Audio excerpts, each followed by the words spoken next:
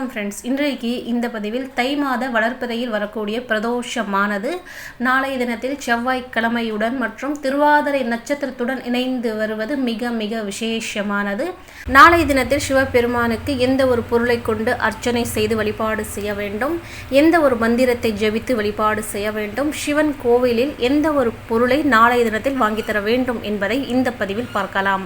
சிவபெருமானுடைய பூஜை வழிபாடுகளில் பிரதோஷ வழிபாடானது மிகவும் முக்கியத்துவம் வாய்ந்தது. அதே போலவே நட்சத்திரங்களில் திருவாதிரை நட்சத்திரமானது சிவபெருமானுக்கு உகந்த ஒரு நட்சத்திரமாக கருதப்படுது.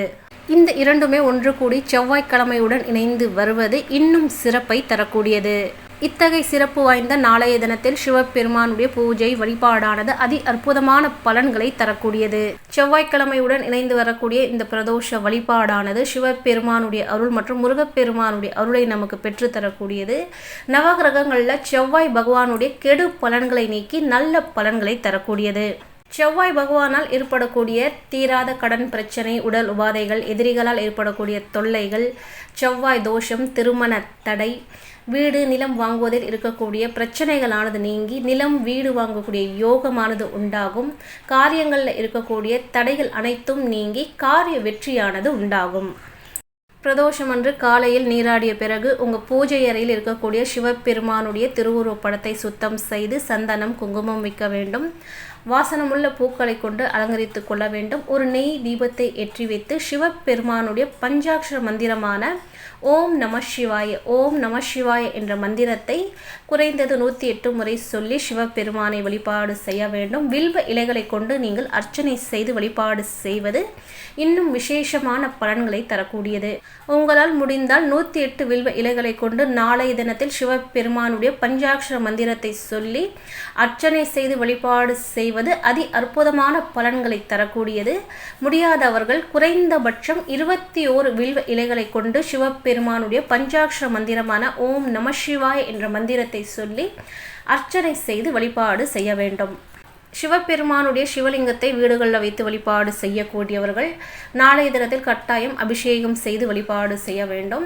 முதலாவதாக தூய்மையான பசும் பாலை கொண்டு அபிஷேகம் செய்ய வேண்டும். இரண்டாவதாக தயிரை கொண்டு அபிஷேகம் செய்ய வேண்டும். மூன்றாவதாக நெய்யை கொண்டு அபிஷேகம் செய்ய வேண்டும். நான்காவதாக தேனை கொண்டு அபிஷேகம் செய்ய வேண்டும். ஐந்தாவதாக சர்க்கரை கொண்டு அபிஷேகம் செய்ய வேண்டும். இந்த 5 பொருட்களை கொண்டு நாளைய தினத்தில் நீங்கள் அபிஷேகம் செய்து வழிபாடு செய்வது அற்புதமான பலன்களை தரக்கூடியது. இதை தவிர இந்த ஒரு பொருளை கொண்டு நாளைய தினத்தில் நீங்கள் அபிஷேகம் செய்து வழிபாடு செய்வது மிக சிறந்த பலன்களை பெற்றுத்தரக்கூடியது. நாளைய தினத்தில் கரும்பு சாறை கொண்டு நீங்கள் அபிஷேகம் செய்ய வேண்டும். கரும்பு சாறு கிடைக்காதவர்கள் சிறிதளவு தண்ணீரில் வெள்ளத்தை கரைத்து அந்த வெள்ளம் கலந்த நீரை கொண்டு சிவலிங்கத்தை அபிஷேகம் செய்து வழிபாடு செய்வது வாழ்வில் அனைத்து வித நலமும் வளமும் செல்வ செழிப்பை தரக்கூடியது. சிவலிங்கம் வீடுகளில் இல்லாதவர்கள் சிவபெருமானுடைய கோவிலுக்கு இந்த கரும்பு சாறை நீங்கள் வாங்கி தருவது மிகவும் நல்லது.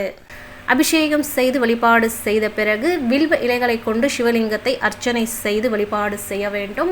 குறைந்தது 21 வில்வ இலைகளை கொண்டு நீங்கள் அர்ச்சனை செய்யலாம், அல்லது 108 வில்வ இலைகளை கொண்டு நீங்கள் அர்ச்சனை செய்து வழிபாடு செய்யலாம். அர்ச்சனை செய்து வழிபாடு செய்த பிறகு நெய்வேத்தியமாக சிவபெருமானுக்கு மிகவும் எளிமையான முறையில் டைமண்ட் கற்கண்டுகள், 2 பேரீச்சை பழம், பல வகைகளை நீங்கள் நெய்வேத்தியமாக படைக்கலாம், அல்லது 2 வாழைப்பழத்தை நெய்வேத்தியமாக படைத்து தீப தூப ஆரத்தி காண்பித்து உங்கள் வீடுகளில் நீங்கள் வழிபாடு செய்யலாம். மாலை 4 மணியிலிருந்து 6 மணி வரையான நேரமானது பிரதோஷ வேலை. இந்த பிரதோஷ வேளையில் அருகில் இருக்கக்கூடிய சிவபெருமானுடைய ஆலயத்துக்கு சென்று சிவபெருமானுக்கு நடக்கக்கூடிய அபிஷேக பூஜை ஆராதனையில் கலந்து கொண்டு சிவபெருமானை வழிபாடு செய்ய வேண்டும். சிவபெருமானுக்கு அபிஷேகத்துக்கு தேவையான பொருட்களை வாங்கித் தரலாம். அர்ச்சனைக்கு தேவையான வில்வ இலைகள் மற்றும் பூக்களை நீங்கள் வாங்கித் தரலாம். நாளைய தினத்தில் சிவபெருமானுக்கு அபிஷேகத்துக்கு கரும்பு சாறை வாங்கி தர வேண்டும். கரும்பு சாறை கொண்டு சிவலிங்கத்தை நாளைய தினத்தில் அபிஷேகம் செய்து நீங்கள் வழிபாடு செய்வது தீராத கடன் பிரச்சனை, பண ரீதியான பிரச்சனைகளை நீக்கி செல்வ செழிப்பை தரக்கூடியது. தன லாபத்தையும் சகல சௌபாகியத்தையும் பெற்றுத்தரக்கூடியது. கரும்பு சாறு கிடைக்காதவர்கள் என்ன செய்யலாம் என்றால், வெள்ளத்தை சிவன் கோவிலுக்கு நாளைய தினத்தில் நீங்கள் வாங்கி தரலாம். உங்களால் முடிந்த அளவுக்கு வெள்ளத்தை சிவன் கோவிலுக்கு நாளைய தினத்தில் நீங்கள் வாங்கி தரலாம். இதை தவிர நாளைய தினத்தில் சிவபெருமானுடைய ஆலயத்தில் 2 நெய் தீபங்களை ஏற்றி வைத்து வில்வ இலைகளை கொண்டு அர்ச்சனை செய்து வழிபாடு செய்ய வேண்டும். நந்தி பெருமானுக்கு நாளைய தினத்தில் நெய் தீபத்தை ஏற்றி வைத்து அருகம்புல் மாலையை அணிவித்து நெய்வேத்தியமாக பச்சரிசி மற்றும் வெள்ளத்தை நெய்வேத்தியமாக படைத்து வழிபாடு செய்வது காரியங்களில் இருக்கக்கூடிய தடைகளை நீக்கி காரிய வெற்றியை தரக்கூடியது.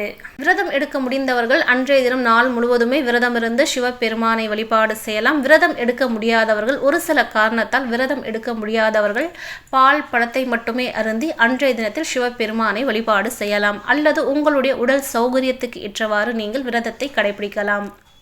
இந்த பதிவு உங்களுக்கு பிடிச்சிருந்தா லைக் பண்ணுங்கள், சேனலை சப்ஸ்கிரைப் பண்ணுங்கள். அடுத்த ஒரு நல்ல பதிவில் சந்திக்கலாம். அதுவரை நன்றி, வணக்கம்.